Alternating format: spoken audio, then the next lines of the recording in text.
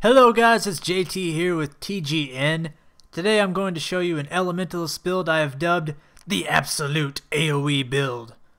ArenaNet did a funny thing with Elementalists. They said, you can go glass cannon spec if you want, and you will do a ton of damage. But, if someone merely sneezes in your general direction, you will die. And I thought to myself, challenge accepted. Let's blow stuff up. Alright, so let's go over the AoE spells you're going to use for this build. The first one is Ice Spike. I like using this one first because it does great damage, and it also stacks vulnerability on your opponents. 5 stacks, to be precise. And what this does is they'll have 5% increased incoming damage. Next is Eruption. It's going to do great damage, plus put 6 stacks of bleed on your opponents. See the bleed stacking away right there. We also have Shockwave, 1200 range. It's a linear AoE, so it's only going to hit people in the straight line there, but it's going to immobilize them, do pretty good initial damage, and it's going to put bleeding on them. So now let's move on to the big daddy, the Fire Attunement. We have Lava Font, which is a pretty small range, but it's pretty powerful. Small radius, I mean.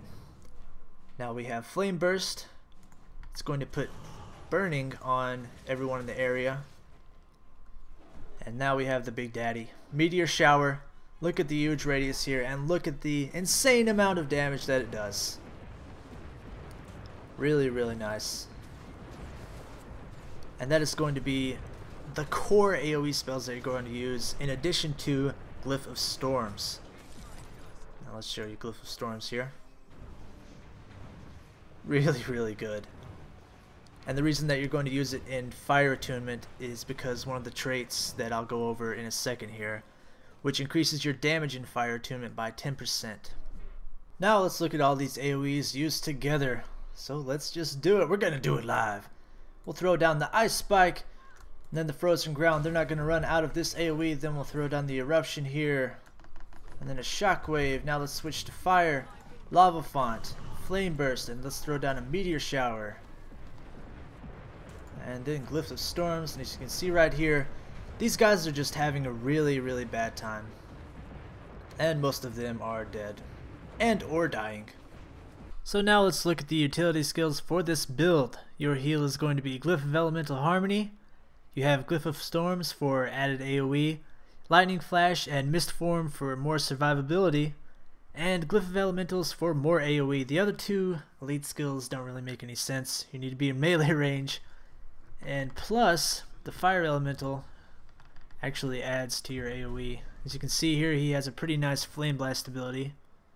Wait for it. Wait for it. There you go.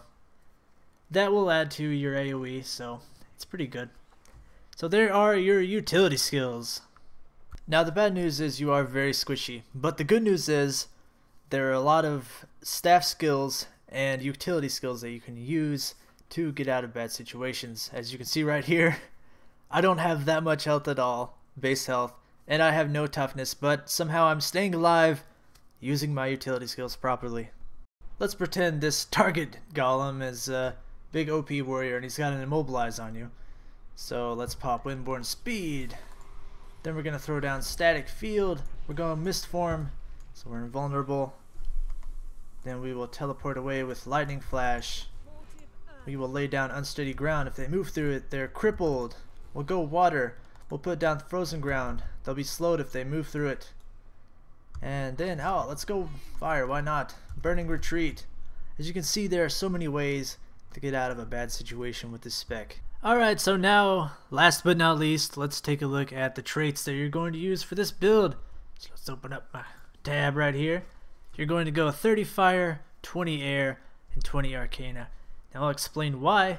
You need the increased power, condition duration, precision, and crit in Fire and Air, and there are also great traits here. You have Eternal Fire, which means that you'll deal 10% more damage attuned to fire, and that's why you use Glyph of Storms while you're in Fire Attunement. You also have Pyromancer's Alacrity, which means all your fire weapon skills recharge 20% faster, so you'll be able to use Meteor Shower 6 seconds faster, so that's a pretty good deal. And last, Pyromancer's, I don't know how to pronounce the last part. Each fire spell you cast adds might for 5 seconds, and that is just really awesome. Super duper awesome. There is a cap though, I'm pretty sure it's 5 stacks from this actual trait, but that's still pretty good. Now in the air tree, you're going to go Bolt to the Heart. You deal 20% more damage to foes with less than 25% health. Extremely useful in World vs. World.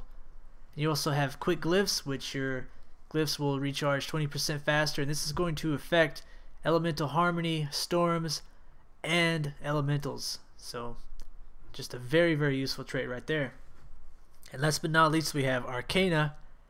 It's great to go down this tree just for the increased attunement recharge rate, because you're going to be switching between attunements so much. But there's also the big daddy right here, Blasting Staff. Your area attacks with staff are going to be larger, and it is a considerable amount larger. It's really nice. And of course you have Elemental Attunement. Whenever you attune to an attunement, everyone around you plus yourself get these boons, so that's just really nice. So there you go, guys. There are the traits for this build. If you play this build right, you will pick up a ton of kills in World v World and really stack up those badges of honor. And that is going to be it for this video, guys. If you're still low level and you need a good leveling build, check out my video here. Thanks for watching.